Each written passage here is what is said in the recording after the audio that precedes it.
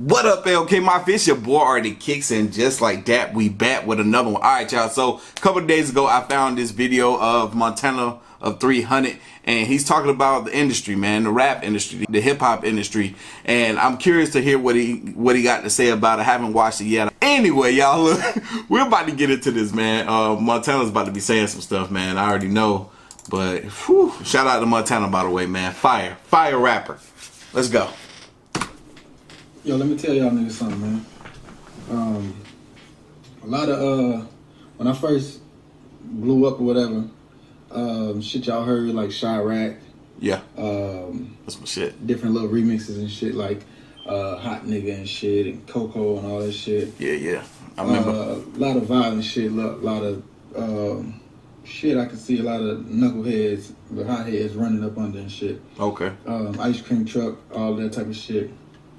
Motherfuckers on my dick, or whatever. So, whatever, boom, blowing up. In this world, once a motherfucker see that you got sense and knowledge, or know how to teach, or you've woken up, or whatever you want to call it, or whatever, and shit like that, or you teaching them something. Yeah. The knuckleheads, they can't relate to that shit. Oh yeah, and it's, I know. And it's hard for some motherfuckers to graduate, so they don't.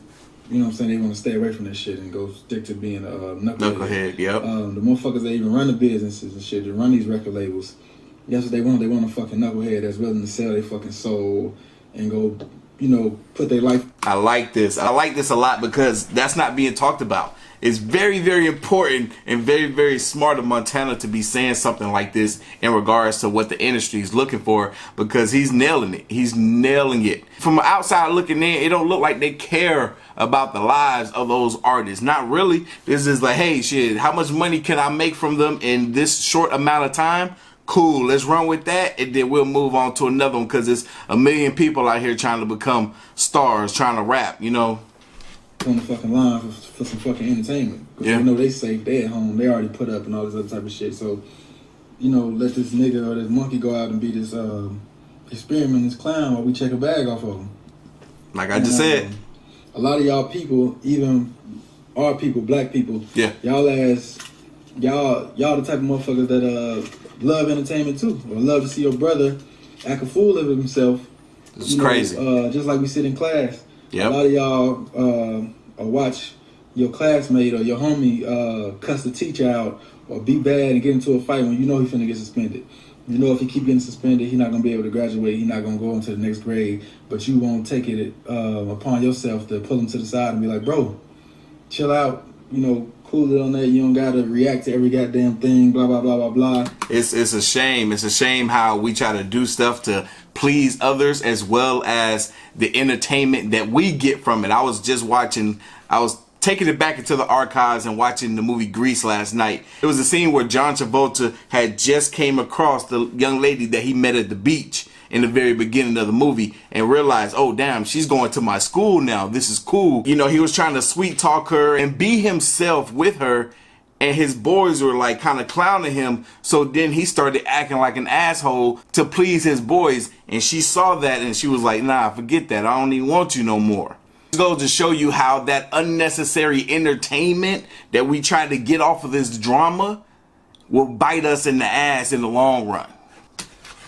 You know, cool it on that. You don't gotta react to every goddamn thing. Blah blah blah blah blah.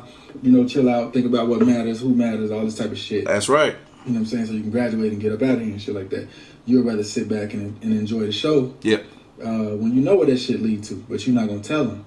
And that's how a lot of black people are. A lot of us are with each other and our brothers and shit like that in life. I'm glad that he's singling us out as black people for doing stuff like that. I was definitely guilty of that myself when I was younger, but I pay attention to that type of stuff now and try to separate myself from it, because it ain't right. Now, you know better, but you won't even take the time out to tell them.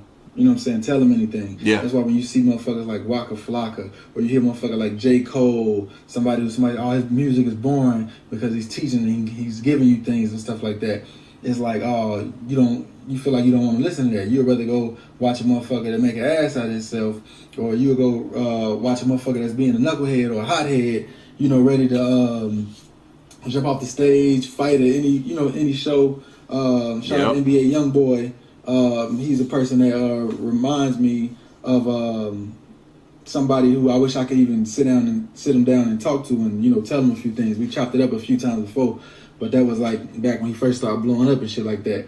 And I felt like he didn't really have nobody in his corner like that to give him a peace of mind and tell him about himself and some of the ways that he moves and stuff like that, and some adjustments he could probably make to certainly avoid a lot of the trouble he was getting in. Correct. And it's just like that in life. Everybody, I think I seen a meme. But pause before he gets into talking more about this. I love that he's taking this route. I'm even noticing it a bit in his music as well, and I hope he continues to do that. Really spread those messages in his music. So much so he actually reached out to me a couple of weeks ago. I think it was like a day after I reacted to one of his songs, a music video that had dropped. He was like, "Yo, I like what you're doing. You mind if I use a clip from your video of what you were saying on my next album?" I'm like, "Yo, dope." I know he got 2 albums coming out this year. I don't know which album he's going to put it on, but most certainly, I'm going to be excited and looking forward to seeing and hearing that, as well as reacting to his stuff, because the dude's phenomenal. The dude's amazing. But I most certainly hope that he introduces more of this wiseness into his music, so we can, especially going into the 2020 year, we need to be setting better examples for the youth, for everyone, because there's even adults out here that can use some better guidance. They said, like Facebook meme, something that said, a person puts, "Oh, I got a new job," it got 198 likes, and then a person put, "I started my own business," and they got 2 likes. Mm-hmm. Like, that's the world that we fucking live in. That's today. it. You're right. I'm gonna fucking be like, "I got a fucking record deal," and everybody on my dick now. Oh, everybody on my dick because I got a major status and said, "I'm signed to Def Jam. I'm signed to this label. I'm signed to this label." Now everybody on my dick. But when I say I started my own label, and them motherfuckers ain't getting no fucking money out of my pockets. Them motherfuckers not fucking me over. Them motherfuckers not cutting me my checks. I cut my own fucking checks. I ain't got to worry about nobody lying to me about how much a fucking video costs or how much a fucking rented Lamborghini costs. And this is why my check is so fucking low. I ain't got to worry about none of this shit. Now that when they see a nigga boss up, now you a fucking problem. I done seen plenty of comments ever since like Chirac came out. I always see in the comments, I see somebody comment and say, "Man, this nigga a problem." And it's a compliment, but at the same time, it's some real shit. Because I understand it's a compliment like this nigga a problem, like he a force. But to some niggas, to some rappers and shit, I look like I'm a fucking problem. Like, this nigga is in the fucking way. I'm shining right now. I was shining and this nigga's in the way. This nigga's stealing my shine. Or, some niggas grow up in the hood and they get praised because rap is their thing. This is what they known for. Everybody that they know probably look up to them like, shit, ain't nobody fucking with them on the rap tip because this is what the fuck they do. Yeah. Then all of a sudden, you got a motherfucker as raw as Montana 300 that come along who's saying fuck the record labels and spitting the way that he spit. Got over, 500 million YouTube views all off my lyricism without no record label behind me. Right. Checking a fucking bag. My net worth is over $8 million fucking dollars. Woo. And I ain't signed to no fucking record label. Right.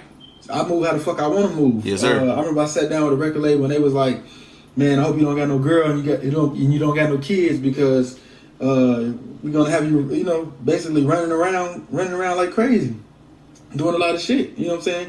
And the record label, they don't give a fuck. So it's like, if you want your kid in your life, bring his ass on tour with you. You better get him a fucking on tour teacher or somebody that could teach him in homeschooling to take with you and teach him. You know what I'm saying? If you love him that goddamn much, because you got to make us our fucking money back. So a lot of these niggas be, you might think that they fucking bosses in real fucking life, but them niggas was more of a fucking boss before they signed a fucking record deal. And ain't that something though? Ain't that something? It's like you get signed with this big record label or these big networks or whatnot, and they put you on, and you're almost like a slave to them. They demand so much out of you. It's crazy. It's crazy to think, but it's what's happening. Before they sign a fucking record deal, and motherfuckers always gonna hate the motherfucker that's the most solid. Like, I ain't sold my fucking soul, and I never will sell my fucking soul. That's fucking bullshit. A lot of y'all think, oh, this rapper real nigga, rapper, but the niggas, I think, old dude, YK Osiris, whatever his name was, he just telling y'all about this shit, how this shit go, selling your fucking soul and all that type of shit. Selling your soul is not necessarily, you know, the devil gave me a piece of paper and I signed it. No, the selling your soul is just anything. If you do anything against your character for some fucking money, you know what I'm saying? And you letting these motherfuckers run you around like crazy for a loan. Yep. For a loan. Looking at it like they just. That's it. They alone. Like if you hear these artists saying, "Boom, I just signed a $4 million record deal." Boom, yeah, they just cut you $4 million.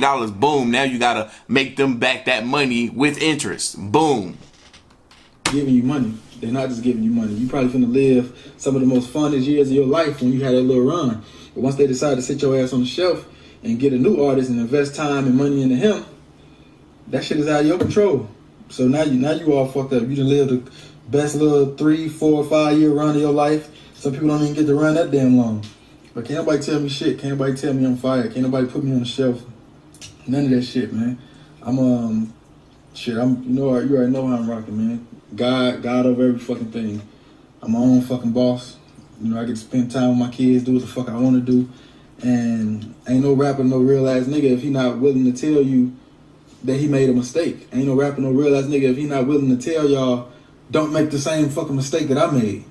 You know what I'm saying? And a lot of them made some of the biggest fucking mistakes of their life. And shit, they traded in their fucking freedom for some temporary happiness. You know what I'm saying? And the shit is a system. It ain't made for us to last. Go look up Prince, his last speech that he gave on some award show. He was just saying we in the fucking game that, you know, the artist is under contract, you get the minority share. And only a select few of us will go far. But the majority of us won't. And then of course motherfuckers wanna think, oh, I don't think that shit happened to me. I don't think this will happen to me. Man, we all human. Same ass fucking game. Y'all better create your own motherfucking game, create your own lane. Fuck what the fucking hater gotta say.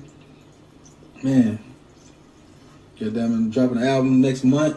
Yes, sir. Cold Day in Hell. Okay. Then after that, May 20th, I'm dropping an album called Rap God. Yes, sir. And when you listen to these rappers, man, ask yourself, like, okay, I listened to this nigga. What did I gain from listening to this nigga? You know, when's the last... See, if y'all not familiar with my channel, if this is the first time you watching it, I'm very specific about the artists that I react to on this channel. I get artists reaching out to me all the time, ready to throw a bag at me to react to their music. But I'm like, yo, what's your message? If you ain't trying to spit nothing that's worth listening to, that's going to influence people in the positive direction, in the good way, then I'm not reacting to it. I'm not putting that mess on my channel. It's my channel. No. Yo, you can't pay me enough. I'm not selling out for that mess. Get out my face now. Stay out my DMs. Don't email me. Unsend it. Delete all the lines you just made. Man, I ain't to make fun of what you doing. It's just not what we doing. You understand? Go put that somewhere else. Thank you. What did I gain from listening to this nigga? You know, when's the last time listen to your whatever your top 5 is, whatever the fuck. Like, when the last time your rapper then taught you something or gave you something that you could use in life and walk away with, or something that you could pass on and tell your kids?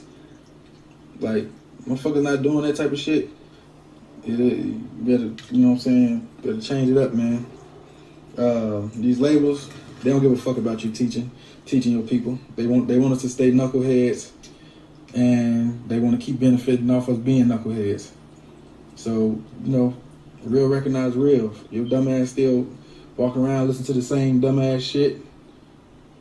I know it's cool and it's entertaining to see action. Nothing wrong with that. I understand. Even when I made the song Been a Beast, keyword being, like, I still am a fucking beast, but whole song I'm just reflecting on my past.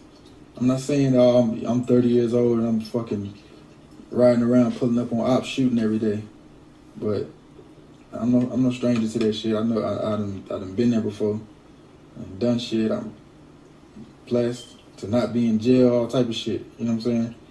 But so I know action and shit like that can be entertaining. But if I just gave you bad shit and violence in the bad aspect of my life just because it's entertaining, then ain't no way possible I could give too much of a fuck about you. You know, I'm more interested in your dollar than. Exactly right. And that's something that you definitely got to be aware of. People, young folks is watching me right now.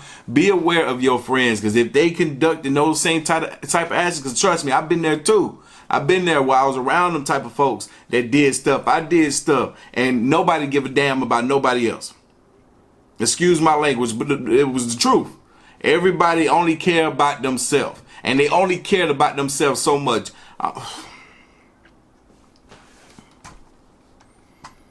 You would think they do. I promise you, you would think they do. I got a buddy on a run right now for murder. That was one of my best friends too. You know, I'm more interested in your dollar than you or helping you. You know what I'm saying? So y'all gotta understand which one of these was really a real fucking rapper or a real nigga, whatever y'all want to call it and shit like that, and who the fuck not. Understand who the fuck in control and who the fuck bossed up and who the fuck not. But yeah, that's all I wanted, man. Y'all enjoy y'all day. Love y'all. Peace, cheese, skeet, and happiness, baby. Timothy Delicate, I used to love watching his videos back in the day. But yeah, man, look, Montana definitely said some good stuff, man. I'm glad I watched this. I'm glad he said the stuff that he said, because it was most certainly necessary, and it was definitely a message that we need to be hearing going into this new decade. Leave all that mess in the past. Leave all that mess behind. Don't bring that energy. Don't bring the moves. Don't bring none of that mess with you into this new decade. I'm telling you, it won't do you no good. It's counterproductive. It's counterproductive. But anyway, y'all, look, if y'all like my reaction to Montana's speaking that truth, hit that like button, hit that subscribe button. Stay tuned for more. As always, the link to the video is gonna be down in the description box below. If you haven't already, make sure you follow the boy right here on the gram and Twitter at Artofkickz. Don't forget, merch is still available. Speak your truth on the website artofkickz.com. Link is down in the description box. Free shipping for all my folks in the US. Till next one.